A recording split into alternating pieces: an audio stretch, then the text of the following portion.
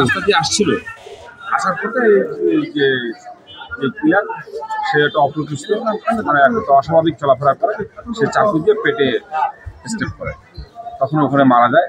স্থানীয় লোকজন তাকে আটক করতে গেলে সে তাদেরকে উপর হামলা করতে আরও একজন ইনজুর্ড, সে কোথায় আছে জানি না, যে চাকুরে দিয়ে মারছে সে ধান খেতে পড়ে দিচ্ছে, সেটা আমরা উদ্ধারের চেষ্টা করতেছি। আর স্থানীয় লোকজন তাকে ছেলেটাকে আটক করে এবং সোমাস ইনজুরি দিতে, তার অবস্থা আশঙ্কাজনক। জিয়াউর রহমান মেডিকেল কলেজে পাঠানো হচ্ছে, তার অবস্থাটা একেবারেই আশঙ্কাজনক। এই অবস্থায় আসামি একজন গ্রেফতার, লাশ উদ্ধার, ময়নাতদন্তের জন্য পাঠাচ্ছে। কোনো শত্রুতা নাই, যে মারছে সে একটু অস্বাভাবিক আচরণ। আমি পাগল কথাটা এটা বলতে পারি না, এটা আমার এলাও না। সে অস্বাভাবিক আচরণ করে, সে আগে ড্রাগ নিত, আস্তে আস্তে সে অস্বাভাবিক, সেটা সবাই এটা সার্টিফাইড করছে, কিন্তু আমি পাগল বলতে পারি না।